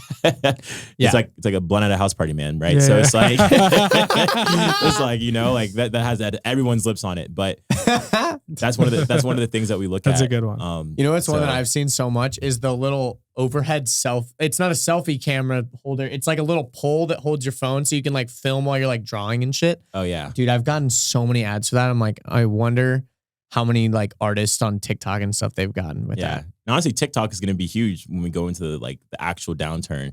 I feel like because that's going to make people are going to be like less on jobs, and you know, I think that's going to be huge. And one thing that we're doing, one of my buddies, they do recurring e-commerce, not recurring with subscriptions, but with apps. So they upsell an app post checkout for a free trial, which is completely legal. Free trial, nothing legal with it, right? Because there are things that are illegal to do in subscriptions, right? But he upsells an app for a yoga app for $9.99 free trial. So it's like 14-day free trial. And that crushes because like that's something we're looking to do. Like once you have an offer doing well, building out a back end, because not many people are doing, like there are people doing subscriptions like clubs and products, etc. But like an app that's like very untapped. So if you have 50% of your customers take a free trial of the app, the company that do that, you split the profit with them. So it's like extra $5 a month per customer with a 50% take rate. So like a lot of unique ways that we're going to have to, obviously we'll mastermind and stuff, but I think the people that for this recession, the people that push through and have product lines that are scalable, but also manage the finances and like actually acquire customers profitably during this time will be the ones that like when we actually come out of it, when like everything's good, those are gonna be the brands that dominate, not the brands that are just starting during those times, you know? And I think you're gonna need a lot more money to have an ecom brand. Yeah. It's already happened. 3 years ago, you could start them from scratch. Yeah. Yeah. It's also like knowledge too. Like if you're a beginner, like, okay, like outside like TikTok, organic and ads and all that stuff, but it's just like way more competitive now. Cause like, for example, if you're a beginner and you and I have the same product, okay, you're competing with me, right? Okay. I'm going to scale that to the moon in 30 days and have custom content, have like, even something that I've learned a lot of people are doing is when we try and find products, sometimes hot products, people actually sign agreements with Chinese suppliers, exclusivity agreements, right? It's that they won't supply to anyone. Yeah. Yeah. Which is like absolutely crazy. I honestly am like trying to learn more about that. I even want to visit China so I can like really like see it my own. But like you've never like been to China? Not yet, man. I haven't been to Europe or Asia yet. So this summer is gonna be pretty good. Definitely excited to visit. What about you, man? I've been to China a few times. 3 or 4. Actually, do you speak Mandarin? I've been there 3 or 4 times. I barely speak English. I live here. No, I don't speak. But my friends that do speak, they get way better deals than I do. It's not even fucking close. I just do everything through them. Yeah, that's super crucial. Honestly, I respect the Chinese culture. They're the manufacturing kings of the world. You know, so it's like if you're the manufacturer, you have the power. Like we have one of my buddies. He's like starting he has like one of those machines that can like make plastic water bottles, like all the other stuff. So I was like hanging out with him because he wants to get into Amazon. And you know those like water jugs that like you can like put like how much water you're drinking in there? Yeah. So he's gonna start selling those, but he's like the manufacturer, right? So like he has an actual machine that's like making them. It's like $1 for him to make, right? So like he can sell that for $7 on Amazon and make 90% margins versus like people are getting it for $5, $6. The craziest shit will be when like 3D printers are like at scale and super like just easy to. You could just build anything you want. You could just buy a design or hire someone to make you design and literally sell anything from fucking dildos to water bottles. Like you could literally sell anything 3D printed. Yeah, the only 2 things I haven't sold is dick pills and dildos. But everything else. We've sold dick pills here. Oh, we have multiple brands dick pills. Multiple brands, bro. Making ads for dick pills is amazing. It's so funny. Dude, you have to run them on Facebook and not get banned. That's you have to be clever, bro. You have to like, dude. Like they have like the purple pickle with like a knife or something. Like I don't know, bro. We did this one where we had it was like the bed covers, and we rigged up this contraption to basically like raise up like a fake boner in the sheets. Oh my and it was gosh. like, It was like want a your, spoon it said, attached yeah, to it was a like a stick. spoon attached to a stick, and we turned it, and it was like, want your mornings to look like this. Oh and then my gosh. and then the covers open up, and it's the fucking pill. 15% click through rate. Yeah, dude, no, it was solid. There was a one ad that I was showing everybody in the office. It was on Snapchat. And it was just this big blue ball with the pill bottle bouncing on top. It said, "Want bigger balls?" Yeah. I saw that one. Yeah, that was hilarious. It was like a testosterone enhancer. You know or who some does it, shit. right? Blue Chew. I hit with their Snapchat ads all the time. They're running the UGC ads. They do a And, good like, job with influencers on Instagram Yeah. too. Yeah, they're crushed because I They know have a like lot of people like they make their Logan Paul. They have Logan Yeah, Paul. I was gonna Dude, say they have that's Logan where I Paul. mainly They heard have about on Dan podcasts. Rue. I don't know if you guys know who Dan that Rue, is. the artist. dancing Dan. He's Yeah. so funny. Holy Dude, shit. he makes a video for them every week on his Jesus. IG. Like I had professional. to unfollow him. He was getting annoying, but He's very annoying. I don't disagree. Dude, but in the Man. beginning, he was so funny with him and his buddy. Exactly. Oh but- my God. But now he just dances and it's weird. Yeah, dances and put like the Blue Chew logo on his face or something. Exactly. Like, Blue Chew. Dude, every week he has a Blue Chew Yeah. video. He's I'm like, weird. It's weird because he also just like got into the weird niche of just like dancing with like half naked girls. Yeah, and so yeah. it's just like a bunch of horny dudes that laughed at this guy's dances. And honestly, no, it's like it's honestly, it's like it gets attention though. Like I hate to say this, but like we have It some does. UGC where like because sometimes like our team members they're choosing the creators themselves, right? Because like Yeah. I'm big on like I'm not gonna be micromanaging. Like that was one thing I did in my agency where I was like super hands on to the point where like it wouldn't like if I didn't say something like I would get mad at someone if they didn't do it. It's like we have a really attractive creator versus like okay like they're not as attractive but they're still cool and like the content might be better from them but like the content of like the girl I was just like super pretty worked way better and like she like said like 5-10 words in it like it's how like it is, this is bro. how the world is. You're so right. Yeah, and this is the last thing I'll say too. One of the gems I saw from Skin Deep when I was running their ads is Facebook. This is actually weird. Facebook, because they were selling relationship card games, so they had videos of couples in different relationships in different races, right? From LGBTQ to black, white. I feel like Asian, I remember all- seeing these ads actually. Yeah, but they had they basically the algorithm would optimize based on race. It's crazy. So we were running broad Chad targeting all day, broad 18 through 44 woman, right? But for example, one of our most viral videos was a black couple, Hispanic couple, and a biracial couple, right? So look at the black couple comments, all black people commenting. That's it. Look at the white couple commenting, all white people commenting. Look at the biracial couple, that is like everyone, it's everyone at that point. It's like everyone can feel like they can relate. It's like a different, like you have multiple races in there. Yeah. So I found that really interesting. And even like as like scaling brands, like I would have like try and get creators of different races and even see, because you can't go on your Shopify backend and see like, okay, what race are my customers? Like you can't do that. But like if you make people want to buy like who they look like, right? So that's when I would run ads for Scalebold. We had Robert and me, so we'd both run ads. Whenever I would run ads, which like I don't get yeah. why we can't just do that. Yeah. Like why can't I just see a racial breakdown? Like I know you have enough info on this person. Yeah. To fucking tell me if they're Indian or if they're Asian or if they're All white. I have to do is just, I mean, I've done it manually where I like, because one of our brands No, is like, for sure. I just read the go on fucking LinkedIn. names. I'm not going on LinkedIn. Oh, go I on just LinkedIn read the and get their names. I'm address. like I type their address. Hispanic, Arabic, white, black, Indian. You know what I mean? Like I just average them out. And there. it's like, and it's also weird because if you're intentionally trying to target groups, you got to get like creative of like how you're going to even target them, Yeah, right? it's just the creatives. Yeah. Yeah. Get creative with the creative, like, Yeah. literally, but like, I just go on Google, like we have a medical brand. So I would just go on LinkedIn, type their name, get their address, put their address in Google and you have the information from there. So I think it's really interesting seeing how like Shopify does that. And, there's a lot that they don't have Shopify. So we're trying to like, one of our issues is we're shipping out over like 5,000 to 10,000 orders a month, but we don't have a software where I can see all the orders and the tracking at like an enterprise scale. So like, there's so many things that Shopify doesn't have. So like we're looking to SaaS and like building our own and stuff like that stuff. But yeah, the racist stuff is crazy. Honestly, when I saw that, I was like shook. I never looked at like Facebook the same. And that's why if you go through your news feed, it is the way it is like that. So it's really interesting. It's pretty wild. Earlier, we cut you off, but you were kind of explaining the like structure of the business. I kind of just wanted to hear the rest of that. Yeah. So after we choose a product, we then get it sourced. So one of our team members will go and basically get the product sourced. And then after we get the quotes back, because like I'm a believer on like, some people say, some people in e-commerce that like have their own brands, like, on Twitter and stuff, like, I just test a product and then I'll deal with the fulfillment later. It's just like, I have way too much going on to like do that. I have to do every part right. So we have over 150 tasks, 150 tasks before we launch a brand, right? Before it's even launched, from like onboarding to like checklist to Asana. Shout out to Robert who made that. I did not do that, but He's the process guy. Yeah. But, so after the product is sourced from there, we then just basically go ahead and, just build the site, get the creatives done. So depending on the product, we will get UGC. We have our own creators in house, so we'll get UGC, or we will just get content from online. If I'm being honest, just to test and validate the product, right? Yeah. And then from there, that's when once we go you to make custom money, content. that's when you invest in the line. Yeah, and also some products we get DMCAs and stuff sometimes too. Like it's just a part of the game because once you know, okay, this is already a winner. Okay, I can go and spend a couple $1,000s on a photo shoot and get my own IP content, right? Because the brands that are doing, and this is actually something I've learned. I actually hate to say this, I love getting DMCAs now because if you're getting a DMCA from ripping content online, that okay, they're obviously doing significant revenue to go and find you and get you shut down. Yeah, they're trying to stop you from making more money. Exactly. So that's a sign to keep progressing. Right? Yeah. Because they if they even care enough to try to shut you down or whatever, it's a good sign. Yeah.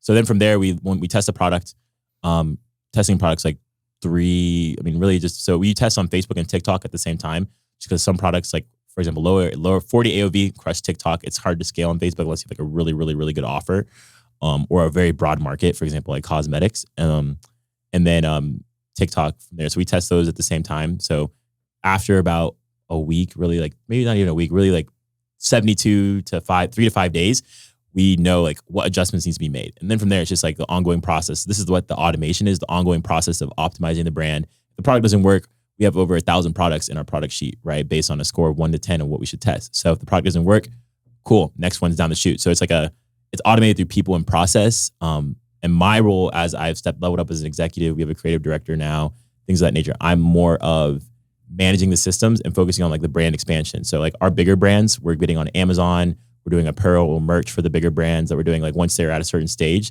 even running things in different languages, which is like probably towards the next month or like Q3 will be one of my bigger focuses. What languages are you going into? So we're going to start with Germany. It's like where you can ship the easiest. Yeah. Well, no, I mean, shipping from Europe to China is easier than America. That's what I'm saying. Yeah. So we're going to start with Germany, Germany and France, I would say. Which you're talking about the war? Yeah. War, our borders, political, Yeah. Ukraine taking over. I wanted to mention this point.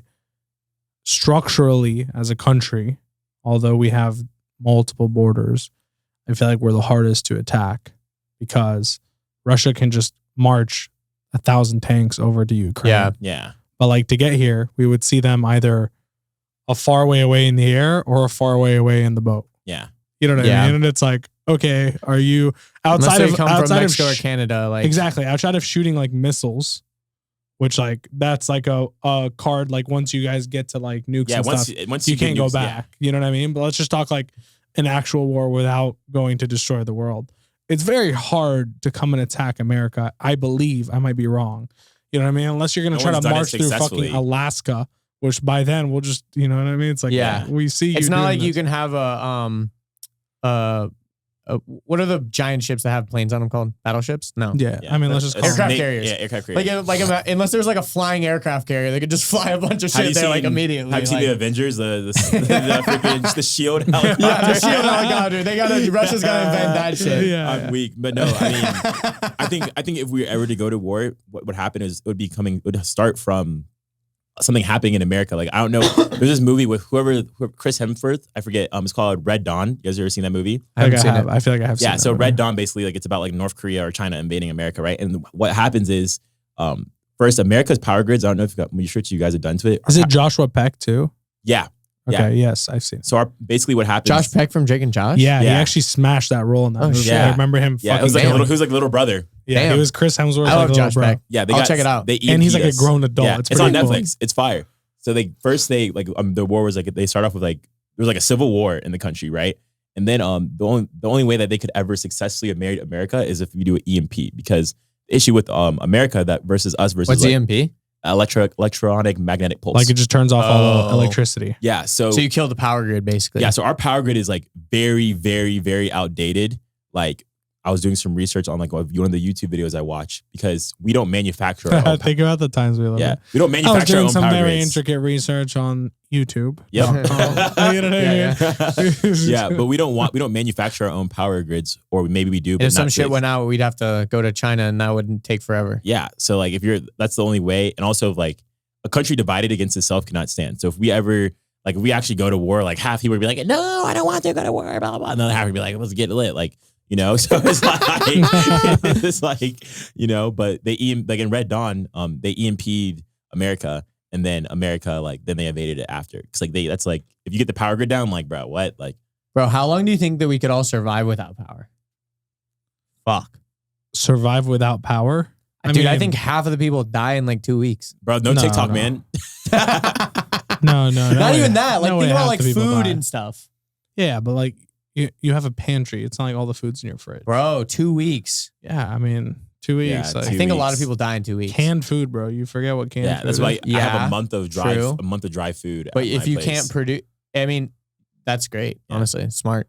Like I have. that's a winning offer right there. Yeah. Like, Bro, have you seen those those? food prep companies? Kill Dude, our those water. food prep companies Yeah. will kill. Kill our water, then we have a serious problem. Yeah, Yeah. but for me, if power goes out, there's a lot of things. Like, can water run without power? Like fully? Like, can all the systems and stuff run? Probably like the not. purification can't last. I mean, somewhere is Yeah, pumping not water. the tap. I mean, we'd have to burn like they'd have to have like generators for like You're oil right, and stuff. though. We're But absolutely there's fucked. Yeah, we're no, fucked. that's the only way to But like, get so to is every America. other country if we want to go there. You know what I mean? Yeah, but It's what if like, they EMP just America?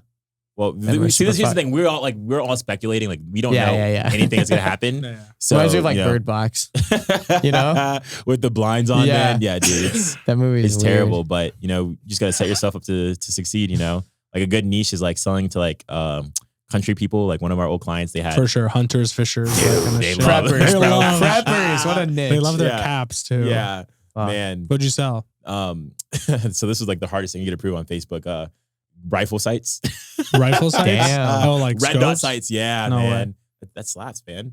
Got Think the about it. beam on it. You got a US supplier for it on AliExpress, $13, sell for $60. Let's go. Yeah, and it's like anyone will spend money on their gun. It's like the pet niche. Anyone spend anything for their kids. So Mm. So what's the goal with retail commerce? So the goal right now is to get like the short term goal. Automated retail is that the Yeah, company? automated retail Automated- commerce. We just call it ARC. ARC Yeah, automation. I literally just made that connection because you kept saying ARC, and I was like, oh, I've never heard him call it ARC before. And it's Yeah. automated retail commerce. It's just That's a cool. easy. I like ARC. That's Appreciate cool. it, man. My he's good at branding. Like he just came That's out with dope. that. So the goal, the short term with the 50 stores is getting every store to that 10 to 30K a month mark. So if let's say today is May 25th. So the goal would be by June, July, maybe going into August that we're at that rate. So that means every client's going to make all their money back within the 18-month period, which is like super lit. And also outside of that, the equity, the monthly recurring revenue we'll have and the valuation of our portfolio will be an 8-figure portfolio if you're doing $1 million a month. So that's like the short-term goal. And then the big goal for this year is I want to do like 500K day on Black Friday, like $500 to $1 million between across all of our brands. Yeah. Like, and just crush. Because last Q4 for automation, like we didn't do as good as, like there was also like a lot of personal stuff I want to dive into in podcast. But this Q4, like I really want to be prepared, which is why I'm looking a lot at the supply chain, because as we all know, shipping during Q4 It was a mess last year. is terrible. Fuck. So Do you think Black Friday? Like I feel like the The year trend of before Black last, it was Friday. even worse. Yeah. I feel like the trend of Black Friday is like weirdly, like everyone is like expanding out Black Friday so much. Like I feel like the day itself is like not even as like important anymore. No, it still always crushes. It's just Yeah. like the money is early Black Friday. It's different because here's the difference. People are spending an hour and a half on their phone shopping on Black Friday. Yeah. Like they get offers on other days and Yeah. they maybe take offers from people, but they're not searching for offers actively. Yeah. And in that 3-day period, they're like They buy all the scouring things the that they internet. have been thinking about buying. exactly Yeah. and even like looking for shit to buy. Yeah, The conversion rate is insane. Like it's Exactly. like your conversion rate will double. Yeah. Now your CPMs are gonna triple, right? Yeah. But it's like no, I know it's been crazy, worth but it. I'm just saying like in general compared to like previous years and stuff, like are we Yeah. going down or are we just increasing? I mean, well, if we look at how this year has gone, and also like last year, 2022, so the last couple of years, they printed out a lot of money, right? So I think people have less buying power. Also, people are being more. Last year was a conservative. decline to the year Yeah. before at the end of the day. Yeah. in And e-com. do we feel like this year is going to be a decline from last year's? I guess what I'm saying. I don't think so. I don't know. We'll see. I mean, I know we're in a session because I saw this tweet. I don't know if you guys saw this tweet. This is pretty funny where there's a stripper tweeted. Yeah. I know we're in a session when the club, they're doing a buy one, get one. But no, the early, I think we'll see how it goes. I think it's going to be great, but a lot of money will be made. It's on a the good early time to Black have a Friday. secure job if you have a secure Yeah. job, in my opinion. Yeah. So It's about to if get you guys messy can do from an sales, unemployment rate. you got to apply it for media. So Hey, actually, yeah. we're hiring salespeople. I know I got hit with the ad. I'm kidding. But yeah, no, it is a good time to have a secure job. Like there's a lot of unpredictable things going on right now. So that's why I think with e-commerce, it's the way to, like, you can hedge your bets almost in a way. Like e-commerce will always be here. It's always people are always going to buy stuff online, and like we don't know what's going to happen in the future. But it's only like COVID has only like made it grow more. Yeah. Like, who knows what Shopify will be like by the time 2030 is here. So like taking advantage of it now, like in the industries that we're all in, is like a good way to, like, the vehicle you're in to build wealth is the most important thing. Like if you're in a real estate agency versus e-commerce, okay, what's going to make you more money at the end of the day? Like, you can build a $10 to $20 million company like you guys are trying to build, or you can work with 1,000 realtors. We're trying to build like a $500 million company. Yeah. So And I feel like a lot of people now, it's kind of like they're just trying to find the most efficient vehicle. And obviously, like, your business partner Robert, he's super into like crypto. Like, yeah. I mean, like even like Joel made like a joke about it the other day on he was posting, like, I guess every SMMA guy has got to come back to SMMA after becoming a crypto guru. Joel has a crypto overnight. hedge fund. Yeah, That's the joke. That's the joke. Yeah, That's the joke. He's like, I guess we all got to be marketers again, huh? Yeah, man. I mean, crypto is awesome, man. That's like one thing I'm actually very proud of myself that I have said, because I used to have really bad shiny object syndrome. I had said no to marketing so many NFT projects. Just Same, like, no. bro. Same. I say no all the time. Yeah. And honestly, it's like I have a lot of buddies, not buddies. I have a lot of people I know in Miami that are just like, how do you make your money? Oh, I did an NFT project. Cool. Like, what does it do? It's like, it's just pictures. It's like, We sold pictures of apes and we made a fuck ton of money, and now they're worth nothing. Yeah. It's like, it's like, Floor price is 1 ETH. yeah. Yeah. But it's crazy, like, I Whatever. think, Get your bag. yeah, that should have been the top. That should have been the sign for the top, honestly. Not that like it's very revolutionary and it's very new, but it's like, come on, unless there's like actual tangible value. For example, Gary Vee, what he's doing with VCon, right? He has, I think it's like a fly fish. I forget what the restaurant is, but Gary Vee has a restaurant where you can buy NFT and then you can go to the restaurant. Like, that's actual utility, But Or even even the still, pretty conferences, weak right? utility. It's like, okay, if you live in that place where you can go there frequently, it kind of makes sense. But it's like, yeah, but the VCon thing is tight because Yeah. like you can only go to VCon if you got a free ticket to VCon if you held in one of his NFTs. Like, that's Yeah. cool. That's Yeah. dope. and they sold tickets like as NFT as well. Yeah. So definitely a lot of future. I think all tickets will be NFTs at the end of the Yeah. day eventually. I Just don't know, makes yeah. sense. I'm excited to see how like that and like e-commerce like kind of merge, because I really feel like a lot of e-commerce people like transition to NFTs full time. But yeah, that'd have been bad if that spilled, man. Fuck, that would have been awful. I think also the sound I made was amazing. Yeah. So Cool. So, look, I don't know. Have you listened to these before? Or no? yes. You have. So you know how they end? No, I don't. All right. He listened to the first 30. This kidding. guy, he's a halftime. I'm a He's halftime. No, it's All okay. right. So here's how they end. We basically we asked for I think a piece of fortune cookie advice. So you're young, you're 22. Okay. You're in a position where 22-year-olds never dreamed to be in. Right. Honestly, even I like look back, I'm like, damn, like my younger self would be proud of myself right now, but I'm disappointed in myself right now, right? So it's weird how the brain operates, right? Right. So like if I would have started sooner or if I Yeah. would have known this or whatever. yeah. So what one piece of fortune cookie advice would you give to someone who's like a few years younger than you? Right. So that's a really good question. If a piece of advice I could give to someone, so I would speak to like my little brother who's like, you just graduated high school, is like through life, like you need to, as a man or woman, you have to build something for yourself, right? Everyone, like a lot of people nowadays expect to go to college and get a degree and then get a job and like expect things to be handed to them. And I was never really like that. That's one of the reasons why I've been really successful at a young age, because I always want to go and be a go-getter to go get things. So my piece of advice would be whatever you want to do, whatever your dream life, whatever you want to achieve, like first, like I believe in manifestation, visualization, like that stuff's cool, but it's not like, oh, like I'm going to look at like my goals every day and then like I'm going to become rich. Like, no, that's not how it works. Right. Really identify what you want and be very tangible about the KPIs and like what you want to, who you want to become. For example, I gained 24 pounds last year, right? The only way I did that was tracked by setting KPIs. I have to do this in the gym. I have to eat this every day and I'll look like this, right? So whatever that is, financially, spiritually, mentally, relationship wise, whatever it is for yourself, really be methodical and plan it out and then go be a massive executor. That's only the way you're going to really have success in life. And I feel like a lot of people, like if I would have never done that, I would just now be graduating college. Like this year I'd be graduating college and I'm going to be running an 8-figure company by I'm 23, right? But the only reason is because I have massively executed on that, and also surrounded myself with like-minded people. Because I feel like a lot of kids that are my age, like the reason why I moved to Miami too is because all my friends are making more money than me. All of my friends are making more money than me. I'm like the brokest one in my friend group, and I do very well for my age.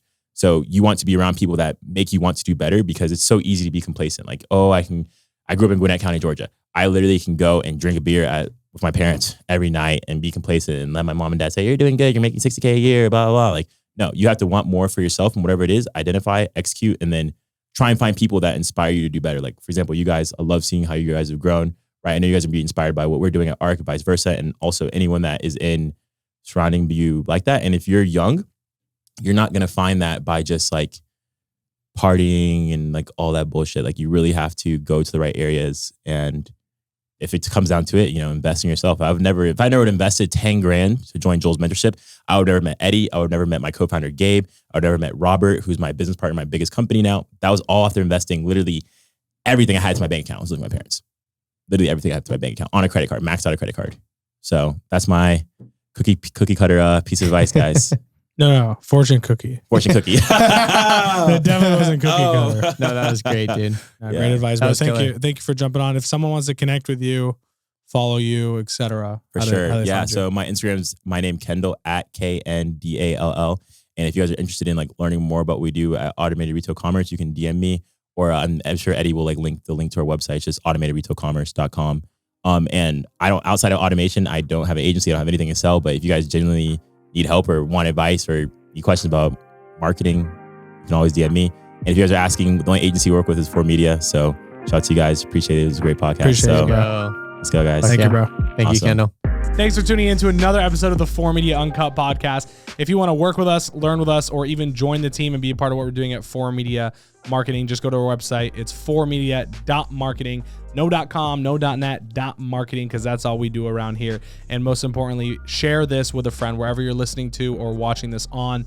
Please hit that share button, send it over to a friend, someone else that you think will get value out of this. It would mean the world to us. And if you're watching on YouTube, make sure you like this video and comment down below any suggestions for future guests. And if you're on Apple Podcasts, please rate this 5 stars and leave us a review there. That helps us tremendously in the algorithm world. Thanks again for watching, and we'll see you on the next episode of 4Media Uncut Podcast.